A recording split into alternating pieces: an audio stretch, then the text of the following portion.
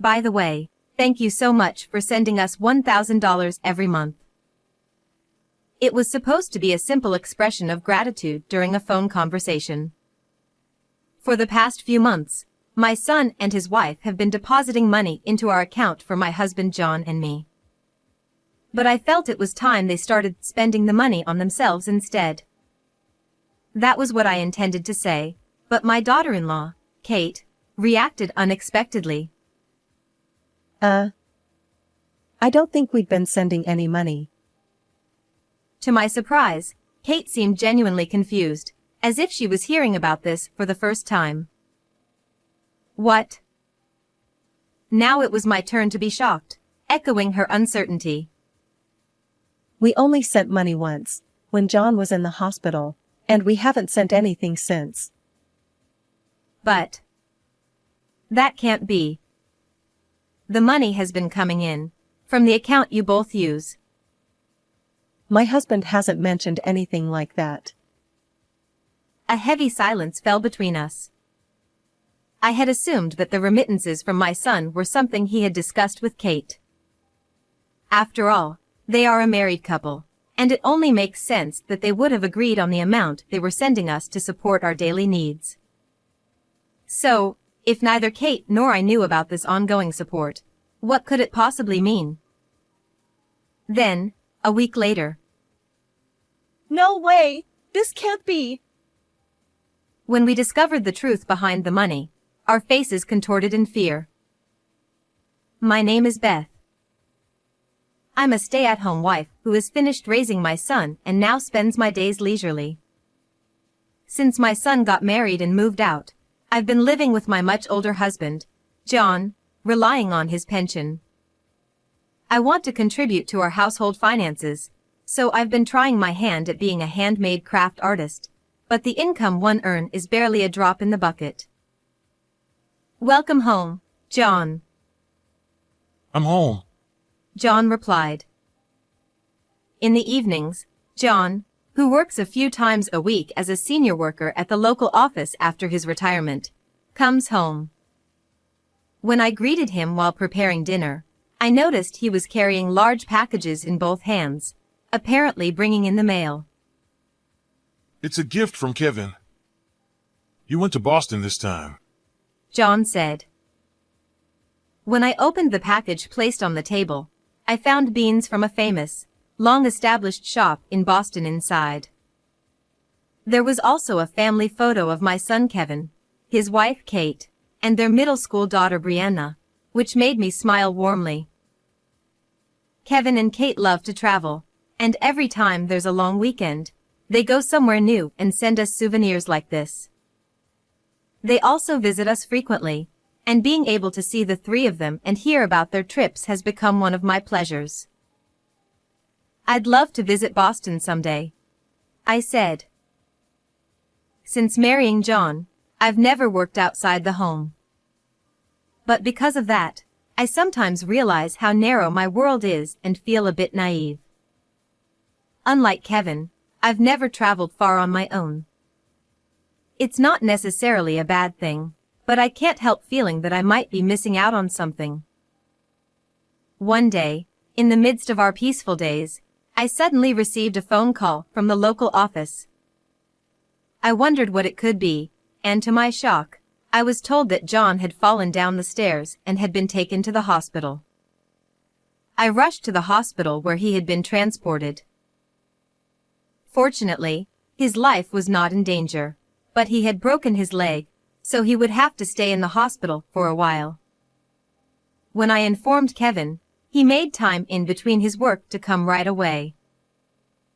Kevin said, "Long time no see, Dad and Mom. I heard you tried to impress a young girl by carrying something heavy, and ended up falling, didn't you?" John replied. I'm really embarrassed. When I heard how John had fallen down the stairs, I couldn't help but sigh, just like Kevin, who was also shaking his head in exasperation. At his age, I wish he would understand the limitations of his body better. Kevin continued. By the way, it must be tough to cover the medical expenses with just Dad's pension, right? I've arranged for some money on our end, so please use it for the treatment costs.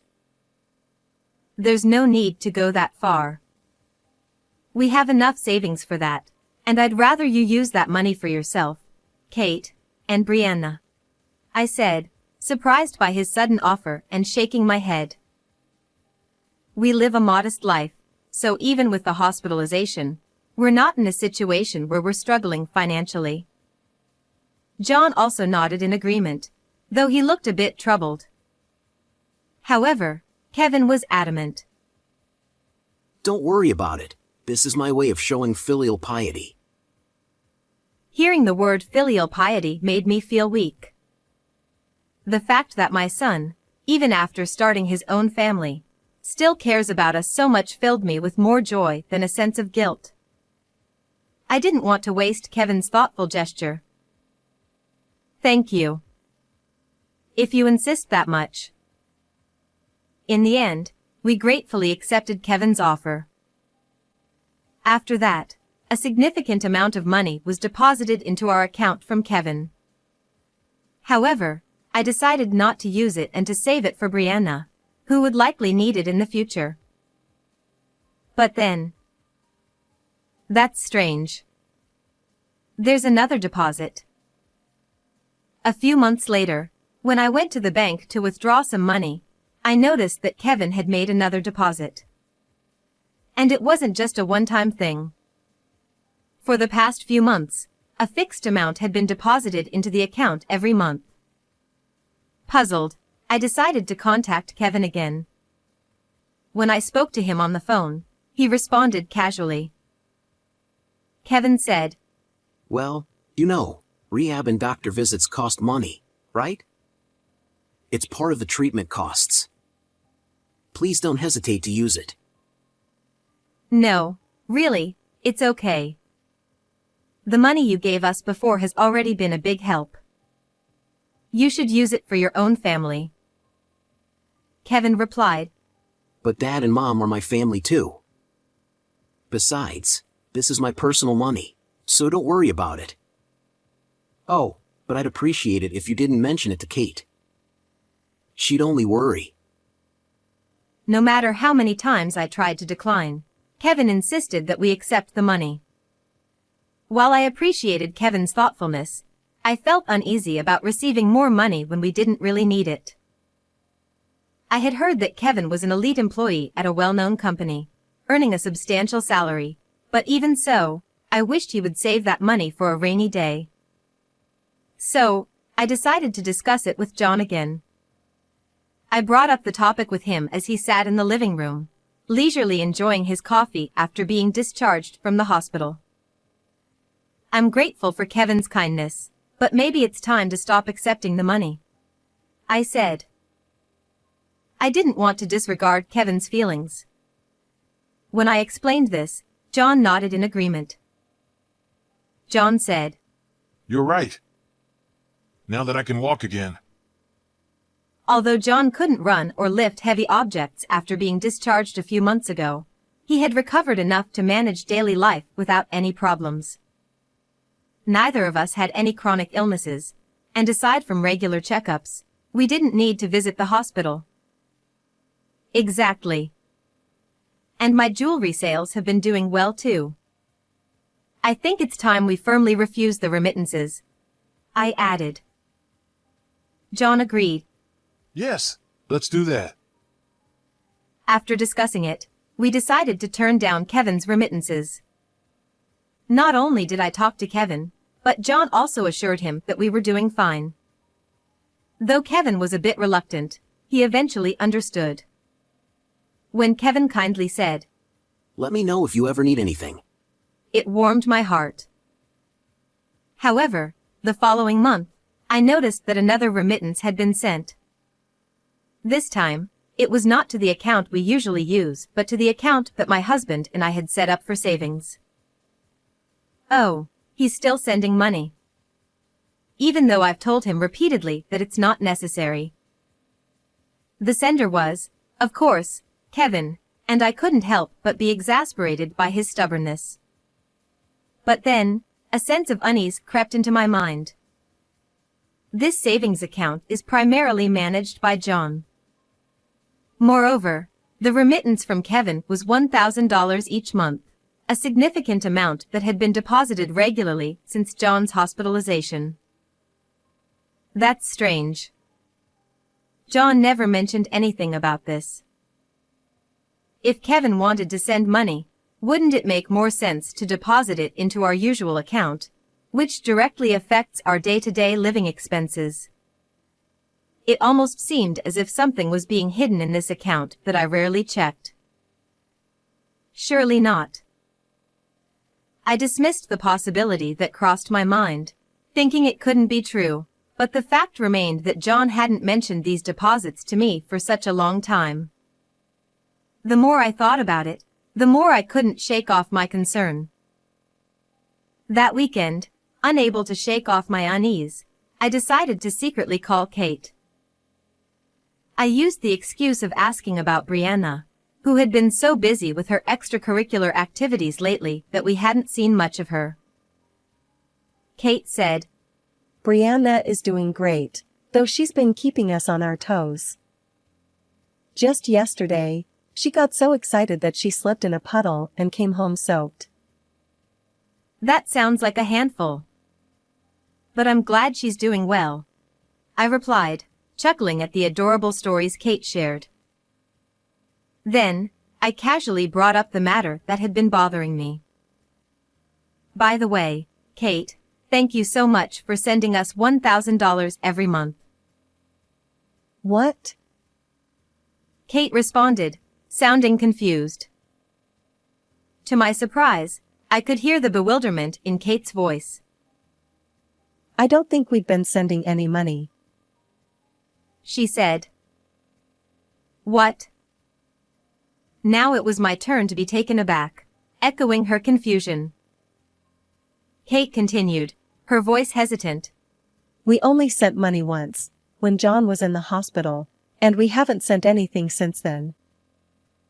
But the money has been coming in, from the account you and Kevin use. Kevin hasn't mentioned anything about that. Kate's voice grew tense, and a heavy silence fell between us. I had assumed that the remittances from Kevin were something he and Kate had discussed. After all, as a married couple, it would be natural for them to agree on how much to send us. Sensing the unease in Kate's voice, I heard her say more firmly, I'll ask Kevin about it. Yes, I'll talk to John as well, I replied. Since it was an account that John managed, there was no way he could be unaware of this.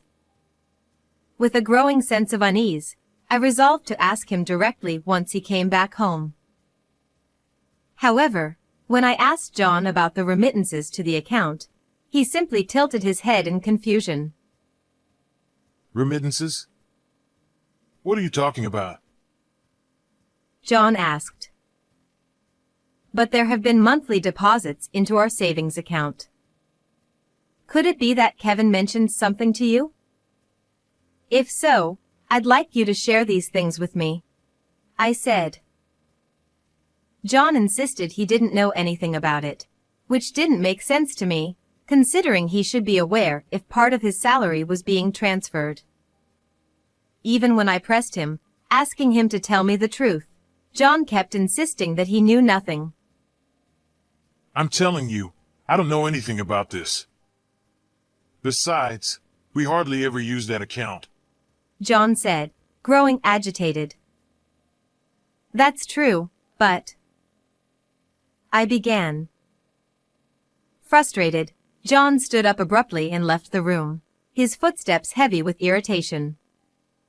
In the end, I was left with no new information, and my questions remained unanswered. A few days later, I received a message from Kate suggesting that we meet in person. She didn't mention the reason, but it was probably about the remittances. Thinking so, I chose a day when John wouldn't be home, and we agreed to meet at a nearby cafe. When Kate arrived at the cafe alone, she had a troubled expression on her face. After I told her that I had gotten nowhere when I asked John, her expression darkened even more. "And what about on your end, Kate?" I asked. Kevin said he hasn't been sending any money either. Kate replied. The outcome, which I had somewhat anticipated, left me silent and unable to speak. A growing suspicion began to form. Could they really be doing something behind our backs? But it seems that there have indeed been transfers from the account Kevin often uses. Kate added. Yes, I secretly brought the bank statement with me, and it clearly shows a $1,000 deposit every month. I said. I pulled out the bank statement from our savings account that I had taken from the drawer at home. Kate also showed me a photo of Kevin's bank statement, and sure enough, the transfer records were there. Kate said, Does this mean that Kevin and John are doing something behind our backs? I'd like to believe that's not the case. I replied. It was strange that they both firmly denied any involvement despite the clear evidence of the money transfers. Even if there was some innocent personal exchange between them, why wouldn't they tell us about it? Come to think of it, John often exchanges emails with Kevin on the computer.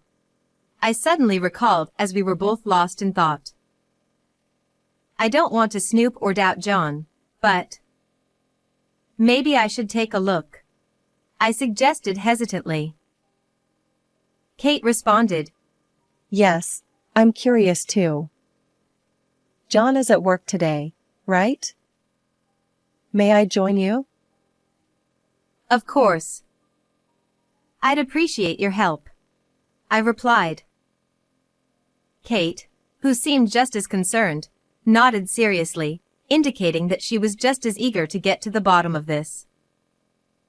And so, we hurried back to the house, determined to check John's computer before he returned. This was the first time I had ever done something like this since John and I got married. Even as a married couple, we had always respected each other's boundaries, knowing that everyone has areas they don't want others to intrude on. As I moved to turn on the computer, my hands started to tremble. Noticing this, Kate gently rubbed my back, trying to reassure me. I'm sure it's nothing. Maybe they've just been secretly saving up for a surprise overseas trip for us or something like that.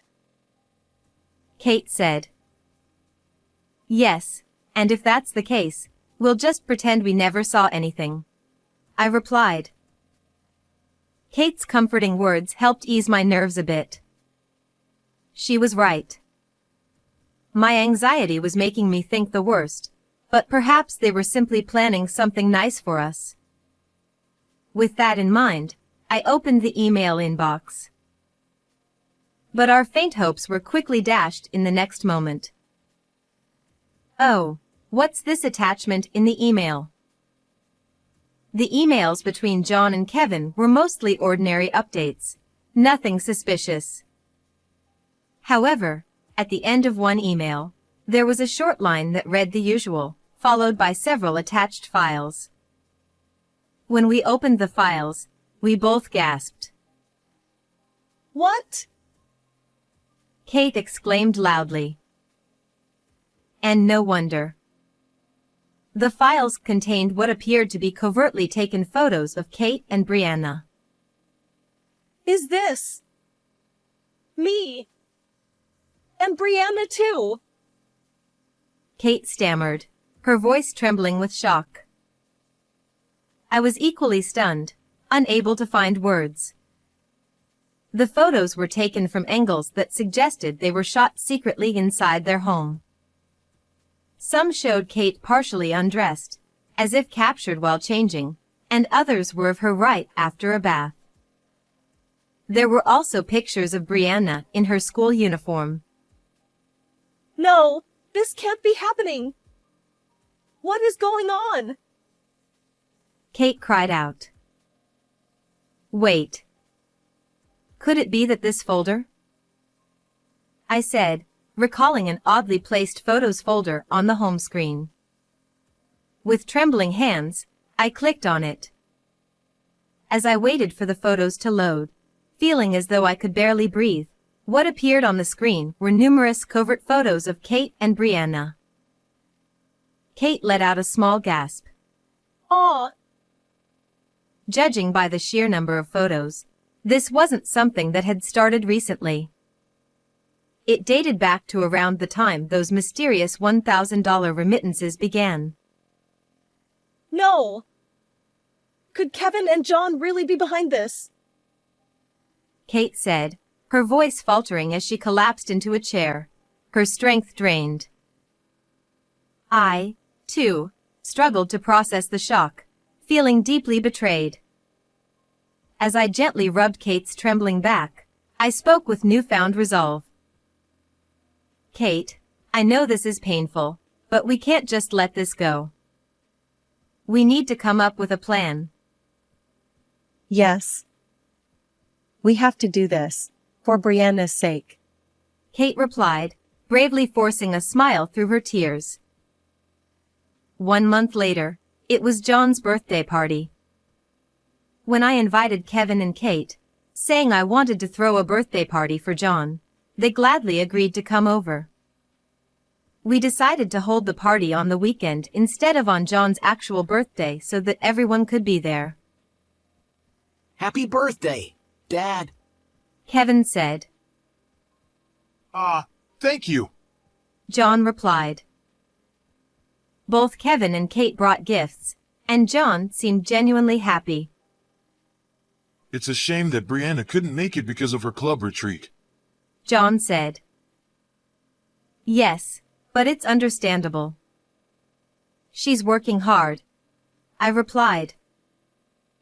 Although Kevin and Kate came, Brianna was too busy with her club activities to attend. However, she had sent a gift with Kevin, which included a letter and a mug. Once everyone was comfortable and the mood was light, Kate clapped her hands to shift the atmosphere. Actually, Mom and I have prepared a very special gift, haven't we? Kate said. Yes, something truly special, I added, exchanging a meaningful glance with Kate. That sounds great. I can't wait. John said, his eyes lighting up with anticipation. As John looked on eagerly, Kate handed him a large basket. The contents were hidden under a checkered cloth. Please, open it. Kate urged. I wonder what it is. John said as he excitedly pulled back the cloth. But as soon as he saw what was inside, his face turned pale. What's wrong, Dad? Kevin asked, noticing John's sudden silence. He looked into the basket himself, and soon, sweat began to drip down his face. Yes, the basket was filled with the covert photos exchanged between Kevin and John. Now, both of you, what exactly is the meaning of this? I asked, standing firm as I confronted them. John's head snapped up as if startled, his face now flushed with anger. You went through my computer without permission. John shouted. Kate! We promised each other when we got married that we'd never look through each other's things. Kevin added, sounding betrayed. I felt like screaming back at them. After all, it was us who felt utterly betrayed, as if everything we had built had been destroyed. How dare you say that? Do you not understand the gravity of what you've done? This is a serious crime. I shouted. And it's not just me. Brianna too. I never imagined you'd do something like this. Kevin! Kate added, raising her voice. Together, Kate and I handed each of them an envelope that we had placed in the basket. John. I can't stay with someone who could do such a thing to his own daughter-in-law and granddaughter. I want a divorce, I declared. Kevin, I want a divorce too, Kate said. What? The two men were momentarily stunned, unable to comprehend what had just been said, but they quickly turned red with anger and began shouting back. What are you talking about? John yelled. That's right. Kate! How could you say something like this all of a sudden? Kevin protested. If I could avoid saying this, I would. I had believed I would stay with John until the day we died. But I couldn't stay with someone who had done such terrible things. This isn't all. Kate continued in a cold voice, pulling out more photos from her bag. It's not just me and Brianna. There's evidence of even more, she said. These included photos of women from John's workplace, the nearby sports gym, and the attached pool facility. We had found these while further investigating John's folders. These photos had also been exchanged in emails between John and Kevin. Kate! You! Kevin shouted, unable to contain his anger as he glared at Kate. But Kate glared back with equal intensity. There was now an irreparable rift between them, just as there was between John and me. You both need to turn yourselves in to the police. If you don't, we'll contact them ourselves, I said calmly but firmly after saying everything I needed to say. Wait, no! Kate, Mom! It wasn't me. This was all Dad's idea. Kevin cried out, panicking. Kevin! Are you betraying me? You're the one who asked for the photos. John shouted back. You didn't have to bring that up now. Kevin retorted. With the truth now out in the open, John and Kevin began a nasty argument, revealing their true colors. As I listened to their argument, it became clear that this all started with John taking photos at the local office where he worked. Kevin happened to see the photos and, initially viewing them as a joke, gradually became deeply involved. Eventually, he started requesting more photos from John, offering money in return. Their exchange of photos escalated, with Kevin taking secret pictures of Kate and Brianna, while John, even during his hospitalization, was secretly photographing nurses and rehabilitation staff. It was purely by chance that I discovered their financial transactions. Kate, please, give me one more chance. I swear I'll never do anything like this again. Kevin cried out, almost in a plea, clinging to Kate. But Kate rejected him with a voice as cold as ice. That's impossible. Even once, you sold out me and our daughter. How could I ever want to stay with someone like that? John, the same goes for you, I added. The thought that my husband and son could do something like this is still hard for me to believe. The reason I turned this birthday, one we had celebrated together so many times, into a day of confrontation was because I felt it was necessary to face this harsh reality. After that, we contacted the police about Kevin and John, and we ended up getting divorced. Once the police were involved, their employers found out about their actions, and they were both, unsurprisingly, fired. Having lost their spouses, they now live in hardship, burdened with paying alimony and facing the harsh judgment of those around them. But that's no longer our concern. Beth, it's been a while. Kate greeted me. Yes, it has. It's good to see you, Kate. And you too, Brianna. A few months have passed since the incident, and I still keep in touch with Kate and Brianna, who moved back to their hometown. Although the details of the incident were kept vague, Brianna was visibly upset when she learned that her father and grandfather had been arrested. However, seeing her smile brightly and greet me with, It's been a while, Grandma. I felt a sense of relief. For Brianna's well-being, I can only hope that the memory of those two fades quickly. I was really surprised to hear that you're living here all by yourself. Kate remarked. Yes, I'm surprised myself, I replied. After divorcing John, I decided to leave the countryside and use the money I had saved to start a new life. I know it's late to be learning more about the world, but I wanted to finally overcome my naivety. Actually, my handmade shop is going to have a pop-up store at a department store in this area.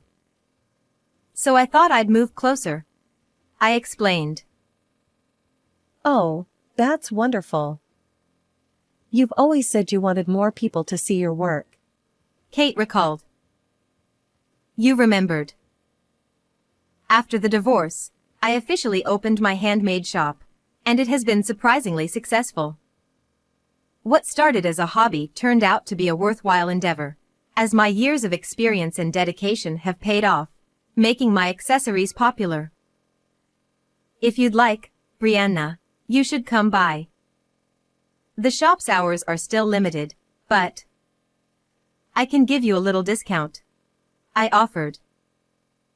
Really? I love Grandma's accessories. They're so cute.